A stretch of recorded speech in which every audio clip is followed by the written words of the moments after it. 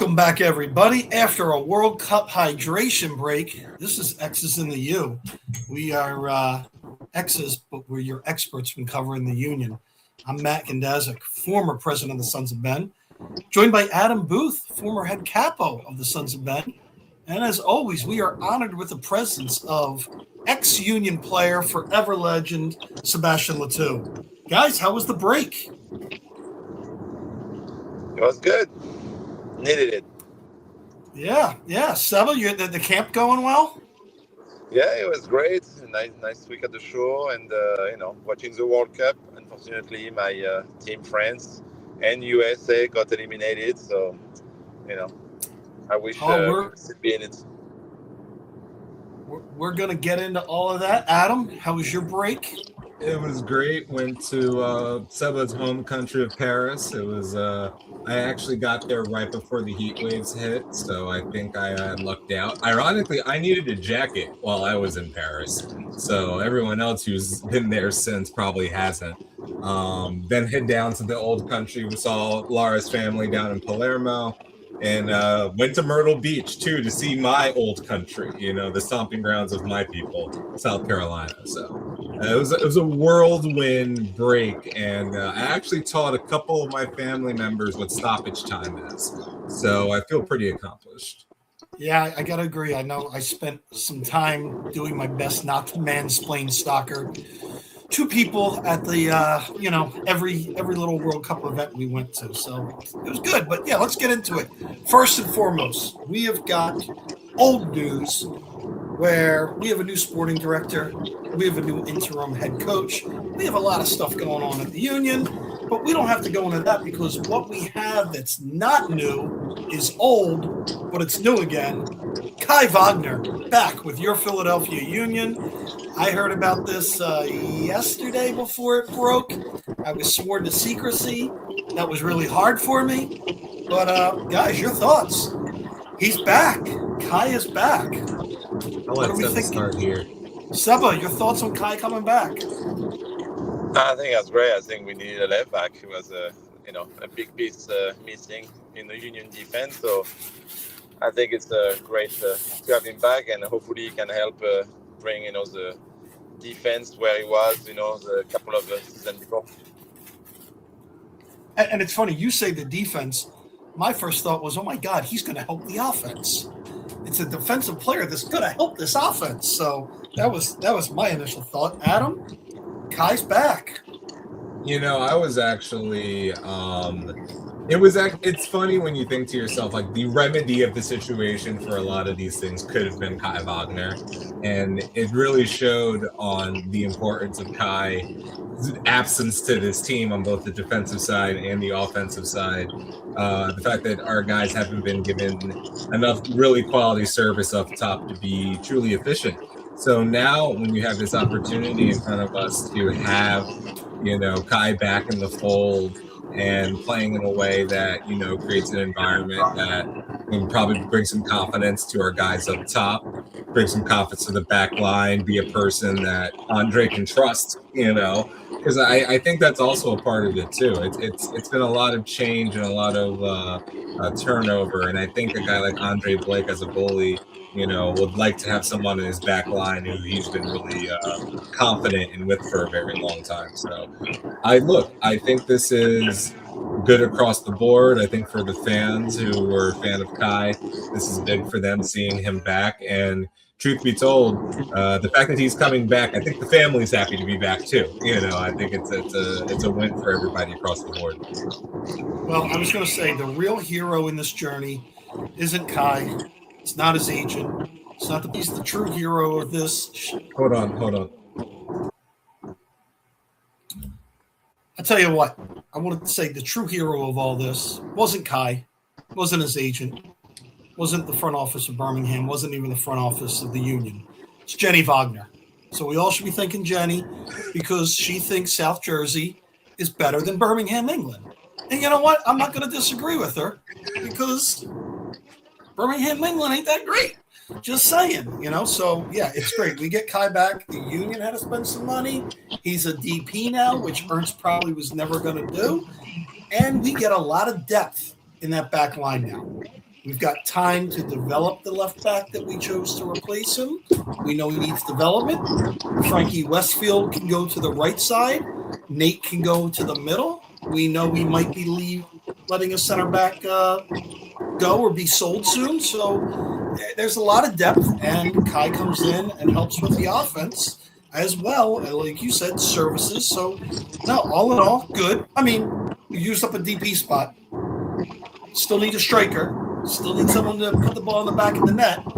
But, this and Quinn coming back, you can feel good about this team. So, yeah, I'm pretty happy. And that's pretty much the breaking news of the Union.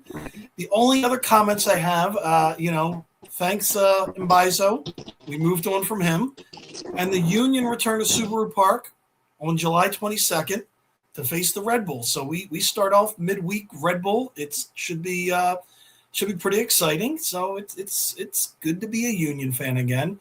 And the only thing I am going to thank during this World Cup time, and Seba, you might be able to relate to this, I am grateful that Nick is not in charge of the Union. Because after Cape Verde had their run, Eli Room would be your next big signing. That's who we would have gotten.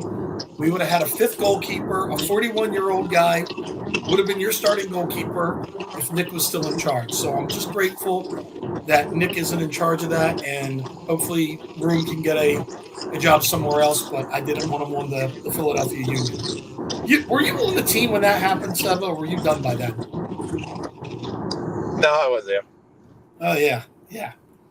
Yeah, good times there. Good times. But Adam, you're laughing. I want to say shout to Brian Silvestri. Like that was a trooper. That was a soldier. And what was the more like to know how much of a stalwart Andre Blake has been for the last decades or so is to really talk about how weird the goalie situation was in Philadelphia prior to that. It was just it was a carousel. Like, and even if you go back to like the earliest times of us just trying to figure out who was our goalie long term to begin with, it was just a very interesting. It was like that's probably the most. If you were going to write a book about the Union, a chapter about goalies would have to be written.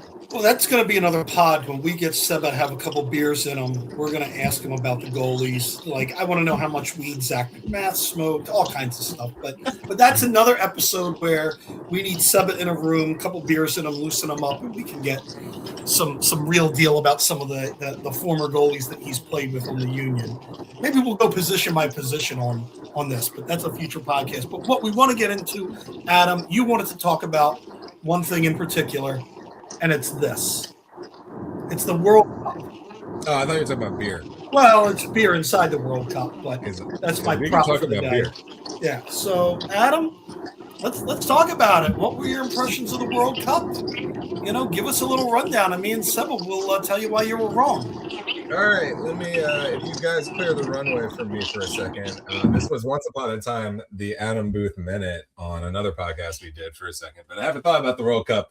Here's Adam Booth's thoughts about the World Cup.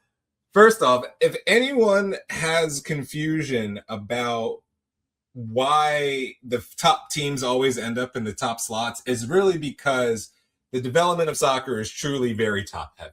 We talk about this on the women's side all the time, saying that the women are the best in the world, and therefore they're always in the conversation for the finals. But we literally had a World Cup final or World Cup semifinals in America that was 1, 2, 3, and 4. It's an incredible thing for us to all enjoy and to ingest at the same time. But let me tell you something about this. This was the World Cup that I dreamed about as a child for everything but the United States of America, right? So, like, I got to see the countries that I truly care about outside of the Italians not making it. I got to see the best players in the world be the best players in the world. Like, saw Erling Haaland bring Norway to the precipice of soccer glory.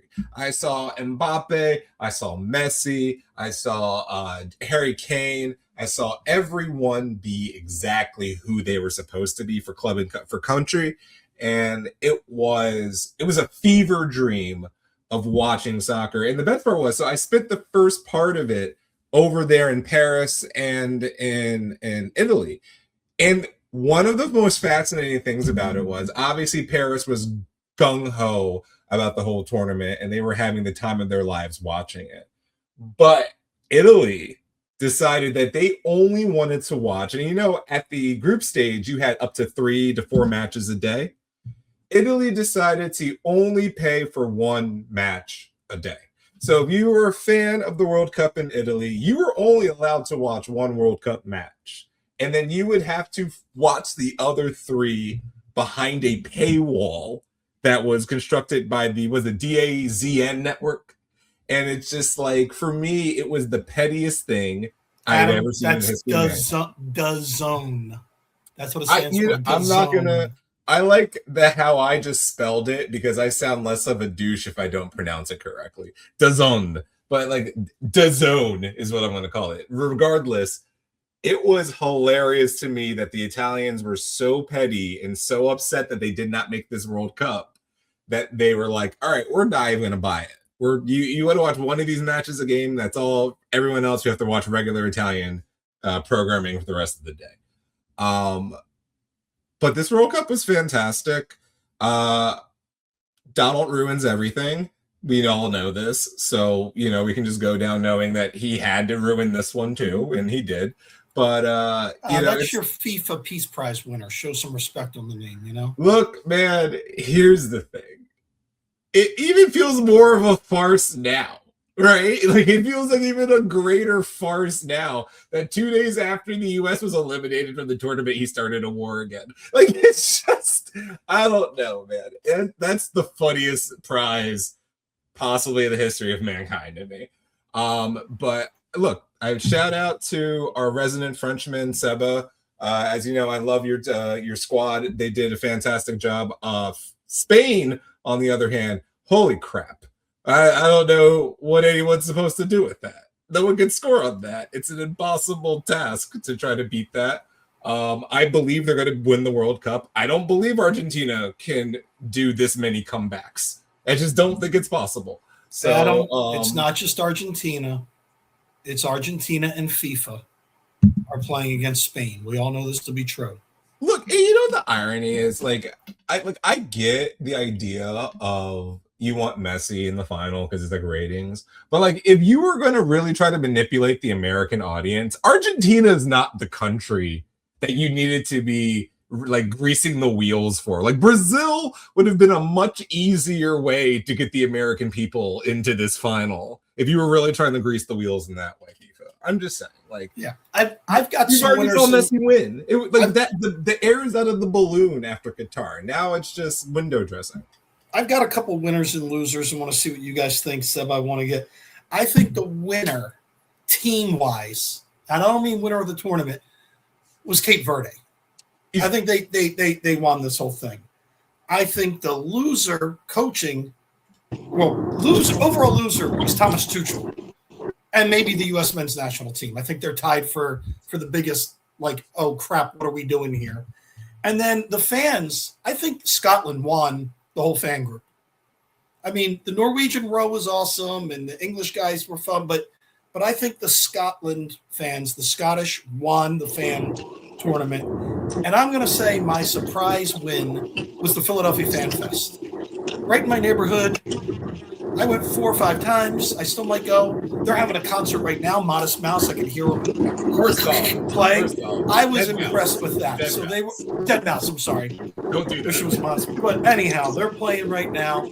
So I was impressed with all that. But Seba, what do you think was the best team winning wise, story wise? Who warmed your heart the most?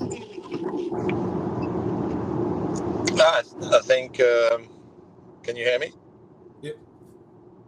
Yeah, I was thinking like same and you. I think Cape Verde definitely kind of did something like incredible in the tournament to really put their country in the map that nobody knew where it was. You know, if you ask any Americans, they were like, "Where is Cape Verde?"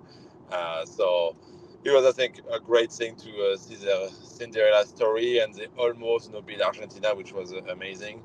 But then, yeah, it was a few teams. I think all, I would say, African team, beside Tunisia, qualified in the next round, which was pretty amazing as well. But then, like France, I think, really entertained us for every game until the last one against Spain. I feel like France and USA almost plays the same way, very bad when it matters. But credit to Spain and to Belgium, who did a very good job. And yeah, I think the disappointment, I was pretty disappointed in Portugal. I think Portugal had a big squad and didn't do what they should have maybe be done. And yeah, other than that, I feel like if you talk about the favorites, Spain and Argentina were one of the top favorites to win it, and having them in the final again, I think it's not a big surprise. Yeah, and it's funny. People were, friends, family, people that aren't into soccer and stuff would always ask you. And I just kept saying, especially Spain, France, I go, France has got the most talent. Spain might be the best team. And I didn't know what was going to come on top. It's a teamwork, completeness, or was all that. I mean, France just blew me away with the talent. And sometimes they're stringing together plays that I was like, holy S, this is amazing. But like you said, Adam, it's been a very entertaining World Cup completely. Been loving it. Seba, where have you been seeing the game? Have you been going Union Yards, the Philadelphia Fan Fest, on the couch, local bars? What's your experience been? Most of it was on my couch or with house of friends watching it. I wanted to do the fan fest one day, like people coming from France visiting, and unfortunately the day we wanted to go it was pouring rain outside, so we did not. And then I was able to go, 4 games, so 3 friends games, Brazil, Italy in Philadelphia. So I was pretty lucky to be able to.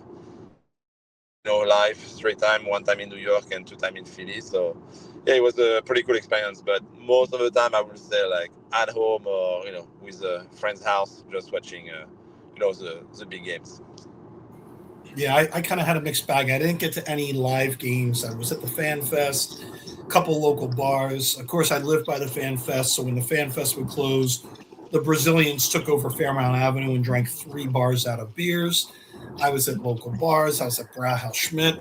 I was in my hotel room a couple of times because I was traveling for work. So it was crazy. Just even traveling to cities that weren't U.S. home based things like San Diego. It was on everywhere. People were watching it. People were in trouble. So, I mean, I think the U.S. men's national team let down Major League Soccer for help building this, but I think this World Cup on our soil really helped. And I do have to say, have one shot, and this is the last time I'm going to do it, Adam. But the last time I saw Matt Freese have a brain fart like that, we were beating his ass in the Philly feud.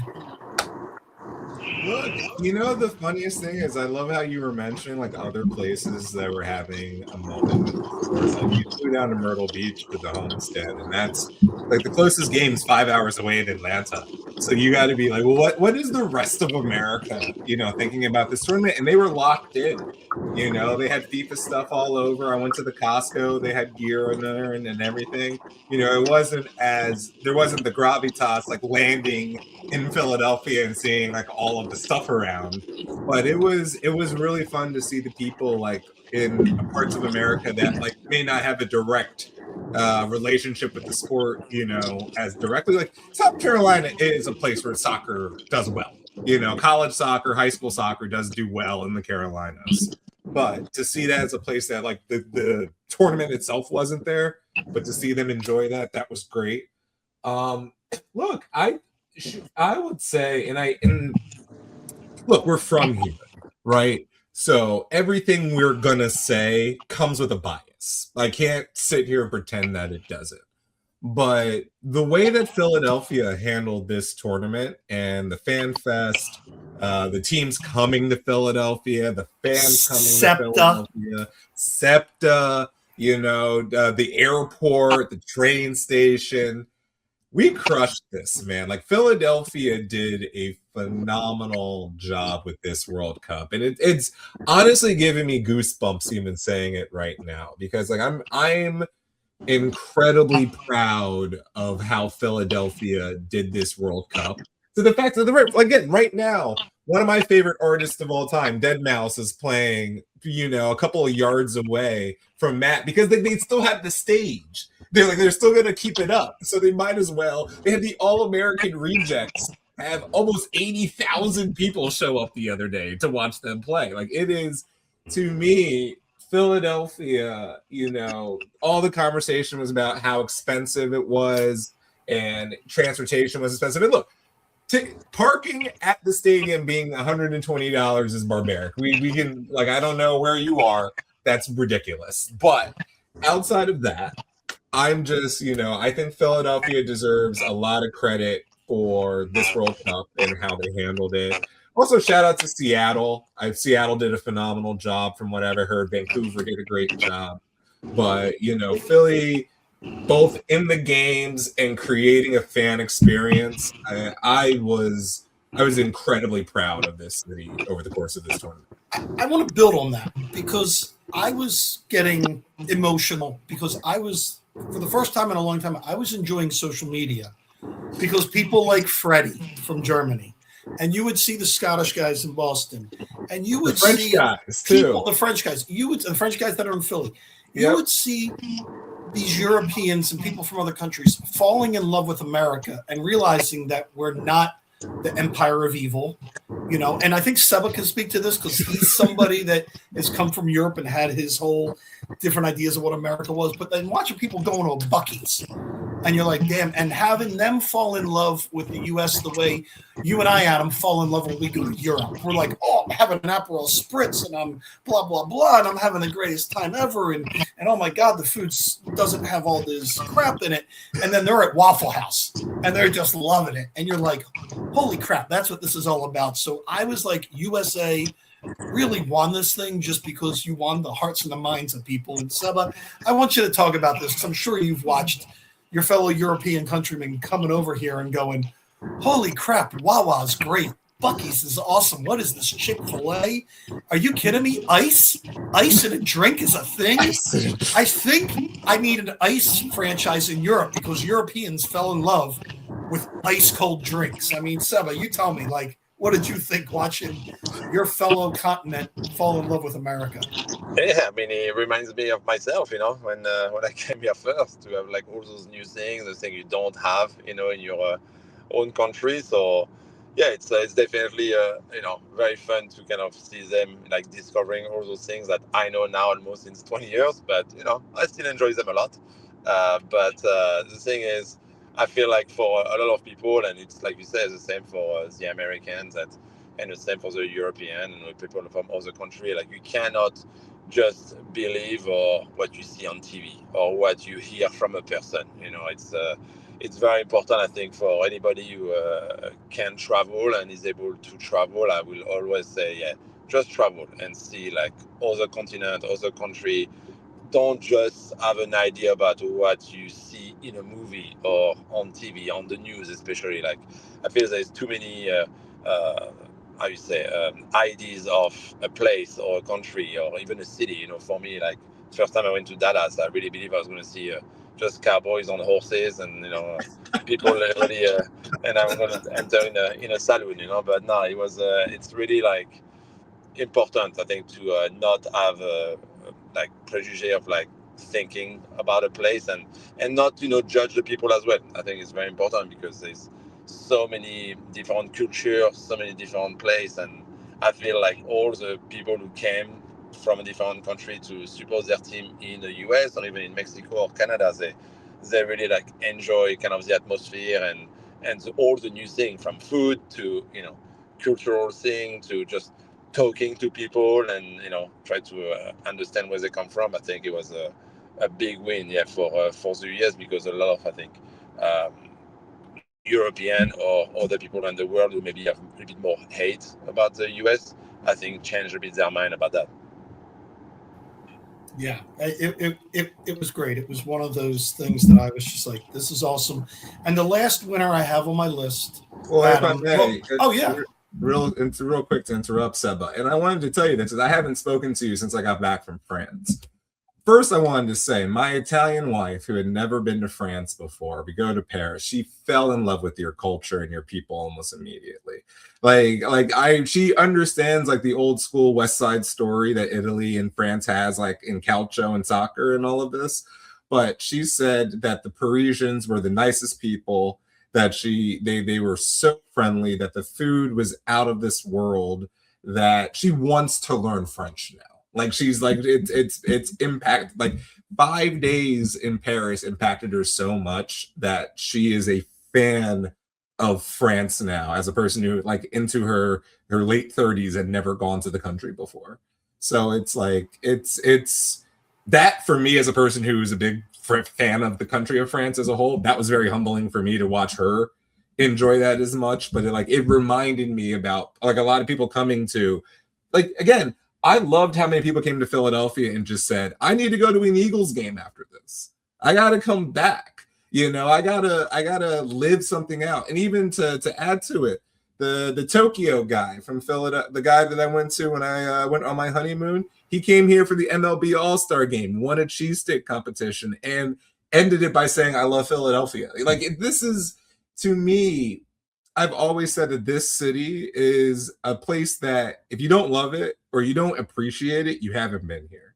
You don't have to enjoy every aspect of Philadelphia. We do have our issues, but if you don't leave here with a smile on your face, then you didn't really come here, you know. And like I truly believe that.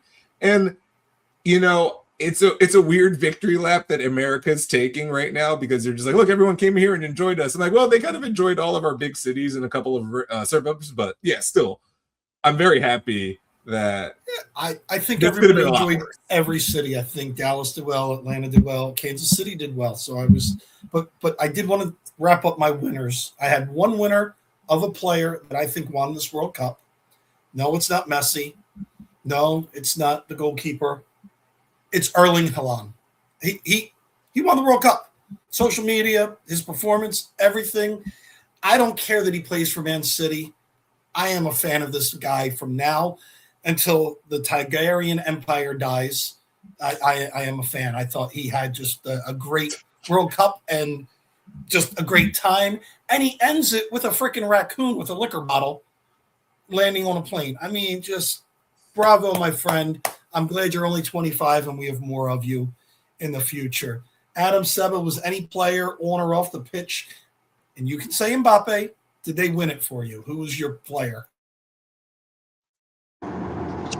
My player, I don't know. I don't really have, I think, yeah, like you said, I think all the big guys, who were supposed to do something, they did something. But I think for Haaland, having Norway, as a small country, it's definitely a bigger task. He doesn't be not as much talent around him. He has some good players, but yeah, he definitely carries his team, on his back to score all those goals. So it was a big thing. But yeah, I feel like I don't really see as a goalkeeper of Cape Verde definitely made his mark. After that, I feel like you start knowing a little bit more player of Spain as well. Having them doing so well, and people maybe don't really know all the Spanish players, especially like when you have Oyarzabal, playing as a forward. Like, who is that? Where does he play for? So you have like that is my man from Real Sociedad. I love that guy. So, but yeah, it's I think it was the only thing. It was just like a lot of games. So I'm not lying to you. I didn't watch all of them. I cannot follow up all of the games, especially as a group stage. But I think it was very successful because it was a lot of like game where it was not a blowout or anything. Like people really like play at a high level, and it was not easy even for Argentina in a group stage. So. But yeah, it was. I think it was very fun to watch a lot of those games. A lot of new fans to soccer, and I have so many friends who said to me, "Okay, I need to get a team now. I need to choose a team, in Europe." And I'm like, "Okay." I said, "But choose the union first, and then you get a team." But yeah, it's funny like how things goes when there's a lot of good entertainment on the field. Definitely. And like I said, I'm hoping I do have a lot of friends that are like, I need to find a Premier League team, but and same thing. I'm like, well, 30 minutes down the road, 20 minutes down the road, you can see some games. Adam, your player. Who was the one player that you thought stood out and it could be anything, on field, off field, whatever. Who was your winner? As the great poet Don Garber once said, we'll take it from here. So that, like, here comes MLS. No, I mean, I think, I won't say one particular player. There's a lot of players. The goalie from Cape Verde was phenomenal. I think Martinez from Argentina is just entertaining to me. I don't know what it is, but just watching him be a nut has always been great for me. Watching everyone thirst trap over Jude Bellingham has been art. That's been fun. People finding out that Dembele won player of the year, and he might be the third best player on France. Like, that stuff is just really funny to me. But I think the one thing that kind of stuck out to me that was just fun about this tournament was the relationships that random nations got, like bromances between countries. And my particular favorite one that's going to create so many mixed children, it's going to be hilarious, was South Korea and Mexico. Just the relationship those two nations had, where South Korea had basically their entire group stage down in Mexico, and all of these fans were just like, tacos are amazing. And then, like, all the Mexican fans were just like, Korean people are great. It was a phenomenal moment across the board. Like, it's just those kinds of stories that really make you feel really special about this kind of World Cup. And, like, again, and shout out to our neighbors who also hosted their matches with Canada and Mexico as well, because I think, everything I heard about Monterrey and Guadalajara and everything was great. So I think the friends we made along the way, the friendships made along the way, that is my hero of the World Cup for me. Yeah. All right, we're going to put a bow on this. We know Seba's getting close to the end of his journey during just the show, not forever. And I just want to go on. We have got New York, New Jersey, Red Bulls, Wednesday, the 22nd of June. We go into a Saturday game. We go into an August 1st game. That's what's going on at Subaru Park. Also, I'll selfishly plug, Wrexham's coming into town, people. July 31st. If you're a fan of the documentary, the Declan Swans are going to be playing a free concert at Brauhaus Schmidt on Friday, the 31st of January. The first, that Wrexham podcast is going to be there. The second, Wrexham is playing Sunderland. So it's going to be a packed weekend. If you're missing some international soccer, you can see that. And then, Adam, we do have the more international, because the Leagues Cup, or whatever the hell they're calling that. We've got Cruz Azul coming in August 6th. So that starts up again. But the exciting news for you is in October, the women are coming. The U.S. women are coming, and they're playing España. So, that's exciting to see. And Adam, your thoughts on the next big thing coming to America in soccer? Look, y'all. And here's the fun part. I don't think our audience is unaware of this at this point. Like, I think I appreciate the X's and the U audience so much that I believe that they understand the assignment of next year being the real World Cup for the United States of America, which is the Women's World Cup. Because we have an opportunity to defend, or to go for another crowd, to go for the 5th star on the shirt. Like, this is an opportunity to cement the folklore of the women's national team, because now this is a new squad. There's no more Abby Wambachs and Carly Lloyds and either Pierces or Tobin Heaths. We're gone. This is a new era. This is the era of Tiffany Rodman. This is a triple espresso. Of the sexy Dexy. This is a different U.S. women's national team, and I am so excited to see them play up against the best. And, The conversation always has after the U.S. men crash out is why can't they get to the women's level? And then the conversation slings back to, well, the women are not as talented as the men because physicality, blah, blah, blah. But, at the end of the day, the United States invested a lot in this women's national team, and their continued success is just a testament to their ability to farm talent and create a really great system of great women to keep coming through this system and win for the United States. And look, there is a lot of competition out there. Seba's France is right there in the competition. Italy, the Swedes, the Netherlands. These are of England, Germany, Spain, China, Spain, Japan. These are all countries. Australia, Brazil. This is not a sport that is truly dominated by the women just because the gap is what it is. The women are just that good, and I'm really excited for the next tournament. I missed all of the matches here in America. I'm thinking about going to Brazil next year. I was going to say, are we going to start singing that song? We are going to Brazil.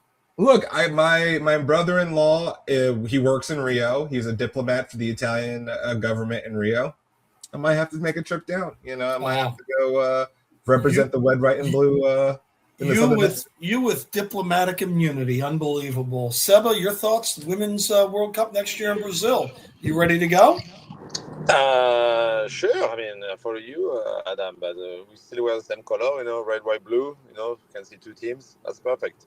But we have to qualify too, so we'll see. But for France, I'm sure the US are going to qualify, no problem. But no, it's exciting. Yeah, it's kind of nice to see another World Cup coming, and even if it's the women, it's like Adam said, it's a much more competition now than it was maybe in the past.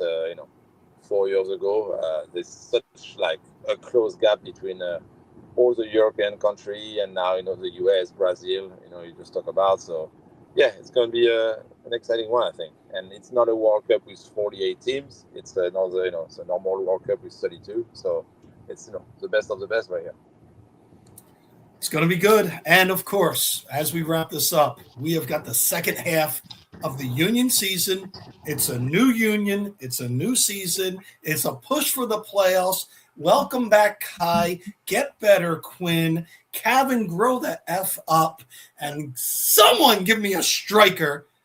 And we're making the playoffs. That's all I'm saying. We're making the playoffs. The fact that we could possibly make the playoffs after winning one game in 4 calendar months is just a testament to what Major League Soccer is. Ryan Richter, MLS Coach of the Year. You heard it here first. If the Union make the playoffs, he has to get at least 2 votes.